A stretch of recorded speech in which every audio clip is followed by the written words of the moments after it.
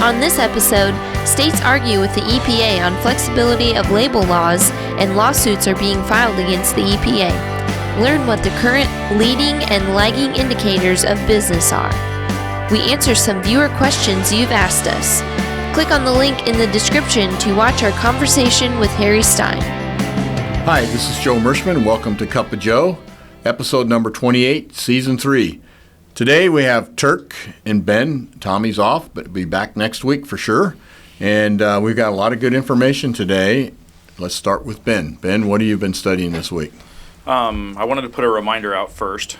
You had your conversation with Harry last week, and we preluded that in our last week's Cup of Joe, but that is now available online.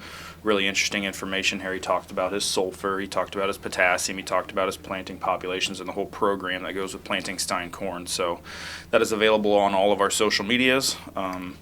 Just look into it a little bit, and you'll be able to find that 15 short little clip that you have the conversation with Harry. Yeah, so I think it was a great conversation from the standpoint of understanding the new trends in corn production and how we're trying to double yields and how this all fits together and how critical some of the components are to making that happen. And you can hear it from the horse's mouth in a sense. Hear it from the guy that's been working on corn for 40 years, what he thinks the future is going to be. Yep, that was an awesome video. So I encourage everybody to go out and look at that. The other piece of information I have here is a Progressive Farmer DTN article, EPA Watchdog Critiques the 24C. Right now, the EPA is in a very, very tough position from the way this article is reading out, because it's getting pushback from southern states and pushback from northern states on its ability to make state additional regulations. So a 24C label is a label change to the federal label at a state level, so that they can meet the needs of what their local requirements are. So as of 2020, the federal government on the Dicamba label put a stop to any 24C labels that are being filed. States have continued filing labels. There's 5 of them that have 24C labels that are pending right now, and they're mostly southern states, but they include North Carolina, Alabama, Mississippi, Oklahoma, and Texas. Now, these southern states are pushing for more pliability, and they think the federal label is too constrictive to their cotton requirements because you can't have any weeds in your cotton fields. So what they're doing is they're trying to lengthen that last spray date out, and the EPA is right now in the crosshairs of lots of these states filing lawsuits against it because they're struggling to meet all the requirements. Northern states think like for Illinois, for example, think that they need to file 24C agreements or 24C labels to regulate the federal label further, and these southern states think that they need to have more pliability when it comes to this. So the EPA is in a little bit of a world of hurt right now. There's a lot of confusion going on with what's going to be able to happen with spray requirements. The cotton farmers have a unique situation. I mean, the machinery itself will not pick the cotton if they've got weeds in it. And so they need long windows, and they need a lot of flexibility on the label. And of course, if you're raising soybeans in the north, it's not quite as much pressure on the harvesting part and the thing. So, yeah, it's no question about it. There's a north-south war going on there when it comes to these labels, and they got to find a good common ground somewhere where to end up at. Yep. And another leading indicator from this article, we'll have Alex post the link, but if you wanted to know what the Biden administration is going to be doing with the EPA, they have 5 ultimate changes, and one of the ones that I highlighted here that seems to be very necessary. I mean, that seems to be extremely worrisome to me because it's going to change how a lot of things are done. But by the end of 2021, the EPA will create a standard operating procedure so that all labels will be reviewed uniformly by the same standards. So all of our the first one that comes to mind to me is the Mies Tryon label and the balance labels. I mean, we can't use our Elite 27 product. I mean, where's that going to put balance? Where's that going to put all these other herbicides that aren't held to the same standard as our previous herbicides at this point? Endangered species. Every herbicide that we've ever used up until now is going to be subject to review all over again. So the atrazine's another one that's... Yeah, Endangered Species Act is really changing the look at these herbicides. I mean, like you say, Elite 27, which is basically balanced for soybeans. Correct. And, they required a one-county buffer. In other words, if this county has an endangered species in it, they made one county buffer around it to protect that county. And right now we have in Iowa, Illinois, and Missouri, we have 6 counties that you can use Elite 27 on LLGT 27 soybeans, and they're in Missouri. And what 75-80% of all corn acres have some fashion of balance on them. Group 27 herbicides. Yeah, Group 27 herbicide. Same class of herbicide. So these are things we're going to have to pay attention to, no question about it. Because otherwise we may find we can plant corn, but we don't have a herbicide we can apply on it, or soybeans. Yep. It'll be very interesting to see how this unfolds, because it's going to affect everybody. Well, the Biden administration put a 60-day freeze on everything until they can review everything that the Trump administration did in EPA for the last 4 years.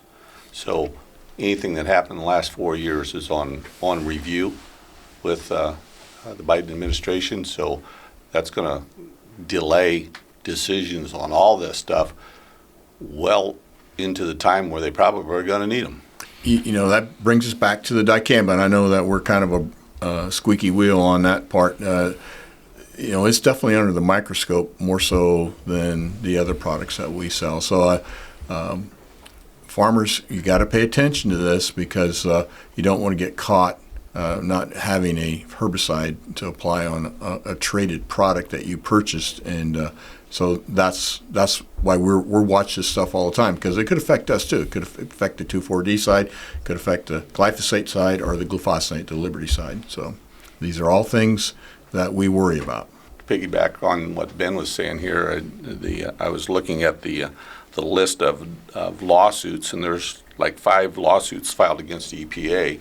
One of them is by the states talking about the restrictive that they put on there with this 24, Section 24 thing, and them not being able to do it. I mean, they've changed the rules right in the middle of the stream, where states have always been able to make those adjustments to the label for their local use, and so now that's gone, and they're suing over that. They're suing over.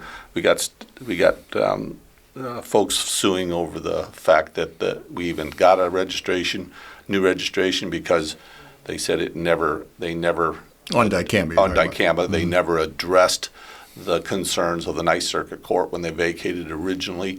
Nothing changed. They just renewed it, and so that lawsuit's being heard again and appealed, and it's in the District Court of Columbia now. They agreed to move it there. They still have the lawsuit in Arizona that was filed to basically talk about all the same things that the first one did. They just filed a new lawsuit, and then you've got all the southern folks trying to sue to get the dicamba label expanded because cotton, for the cotton and the southern soybean growing areas. So they're definitely in the hot seat, and they're going to continue to see. I don't know how it's going to turn out, to be honest with you, other than the Biden administration, the green environmental concerns. It looks to me like that's the way they're going to lean,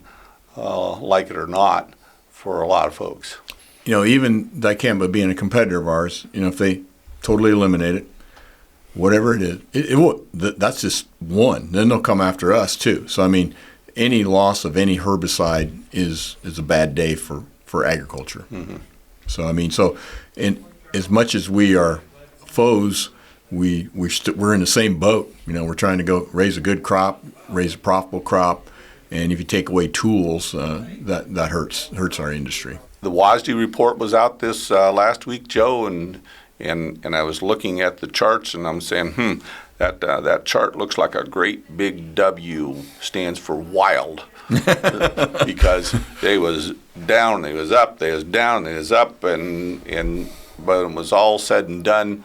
ended up where it was just almost about where they started at the end of the week. So it's no place for the weak of heart. I've said that before, but look for more volatility as we move forward here, because nothing really changed in the report. It was about as the trade expected, and the wildness in the market had to do with people that was on one side of the market or the other, and it appears that there's about as many thinking one way as they are the other. Yeah, everything I'm reading says that there's going to have to be some more coal shoveled into the furnace to get the bull market going. Go to 16, 17, $6 corn, whatever the number is, whatever you want to pick. But supply demand is very tight, so the strength in the market is such that we're going to stay in these levels within a trading range. The report showed, regardless of what everybody thought it was going to show, the report did show at the end that we're at the same ending stocks level worldwide as we were in 2013. Everybody knows what happened in 2013.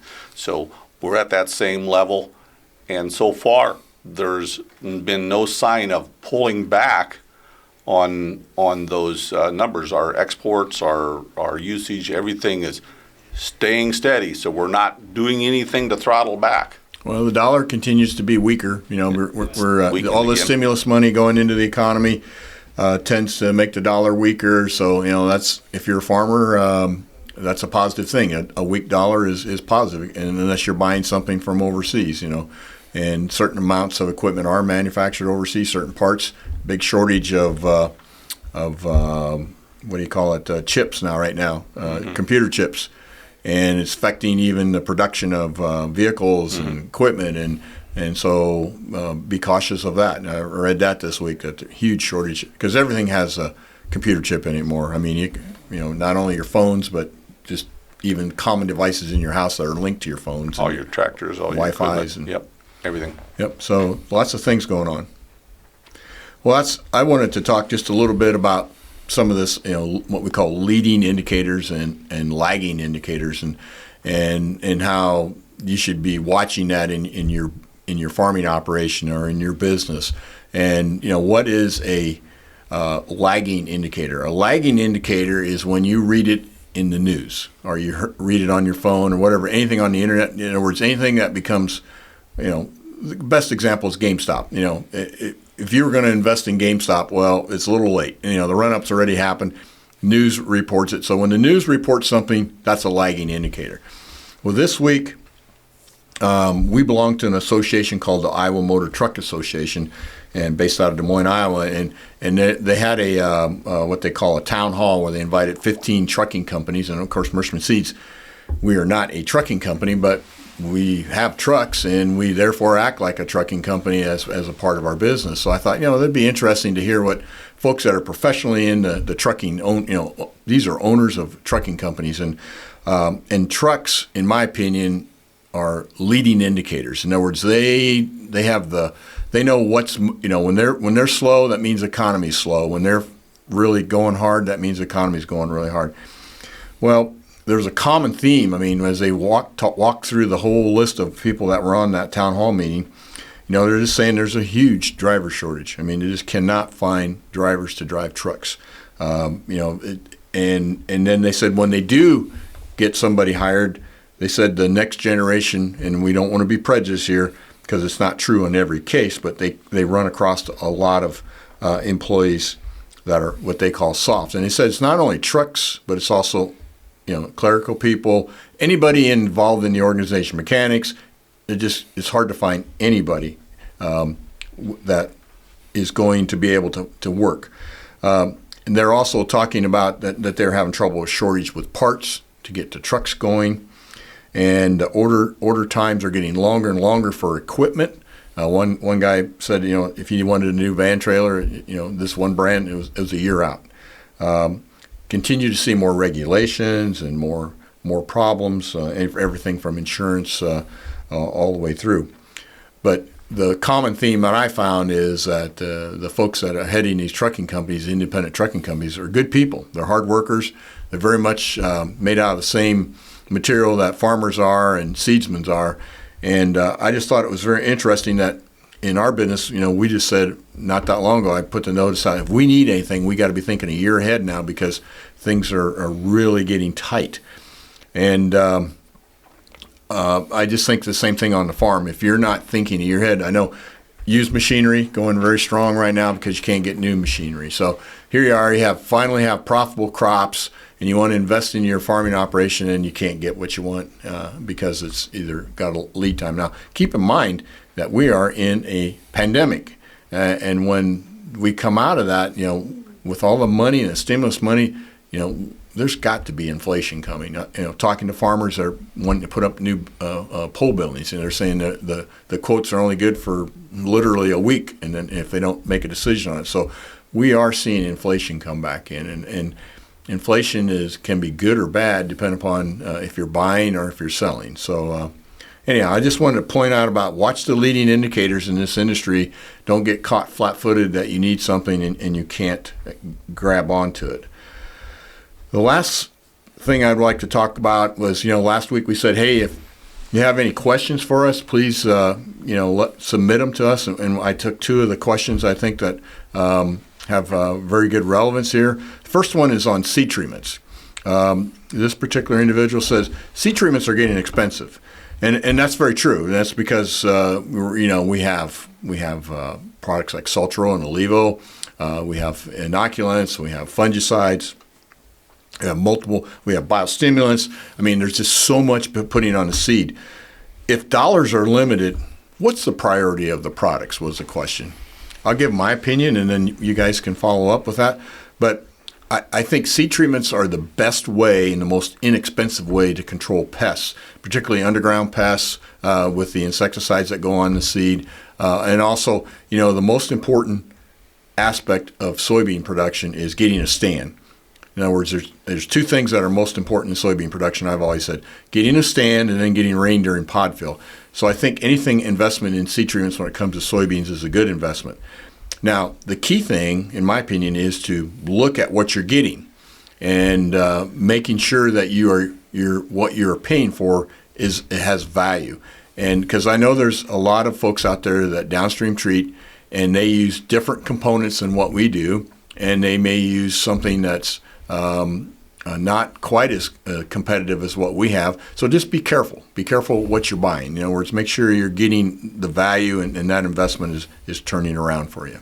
Knowing what your most limiting factor is my only opinion to that. So here in Lee County, here in southeast Iowa, we are in we are in what I would call the sudden death capital of the world. If you have sudden death, it's worth 15 to 20 bushel in those fields that have it. So knowing what your most limiting factor is, knowing if you're one of those guys that's planting soybeans in April, soybean seed treatment isn't the place I'd be skimping on. Now, if you're not as aggressive and you wait till middle of May, you may be able to get away with not having a seed treatment at all because the seed treatment's just protecting you. It's insurance. So, if you don't have any pests, there's no reason to have the seed treatment on it. So yeah, that brings you back to Ray Kinnick, an old Gufson PhD. He said, if you can get 72 hours with no rain, you'll get your stand up, and seed treatments are less important in that situation. But that's a big gamble. It's a big if. Yep.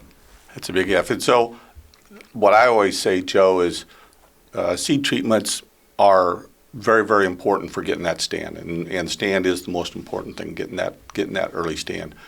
What I always say is if you want to cut expenses somewhere, cut back on your population. If you, instead of cutting back on the seed treatment or any component of that seed treatment, cut back on your population for an equal amount of dollars, and you won't miss a beat because you're going to get a better stand with the seed treatment. And that's when it comes to soybeans. I agree with Correct. you 100%. Yep, 100%. 100% because seed treatment will get you a higher percentage of soybeans up in stress. Right. 100% true.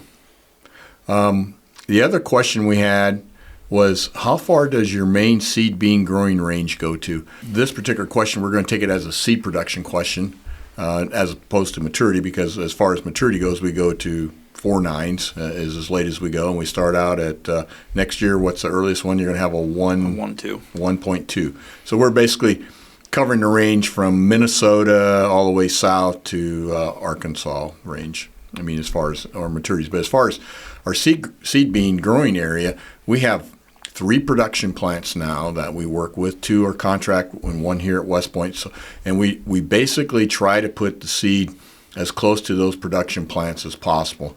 But we have a close by, local seed production. We go out about 50 miles, then we go out about another 100. And we have these rings around there. So our production points right now are West Point, Iowa, Olmsted, Illinois, and Tipton, Indiana. So that's where we're producing beans in those areas to supply our customers. So I hope that answers that question. Okay, well, if we don't have anything more to add, we'll have the most important part of this presentation today and this meeting, and that's tomorrow is Valentine's Day, okay? So I think I will continue with a couple corny jokes on Valentine's Day, okay? What did the toast say to the butter? What did the toast say to the butter? You're my butter half. Okay? Now, we got 2 light bulbs talking to each other. And the one light bulb says to the other light bulb, I love you a watt. Well, that's the best I can do for this week. We hope that you and your family are staying warm. It's a very cold week. We hope that you're all healthy, and won't be long. It's going to be planting time in a very short time, so get your stuff delivered and get ready to farm because this cold weather's not going to last. We'll see you next week. Take care.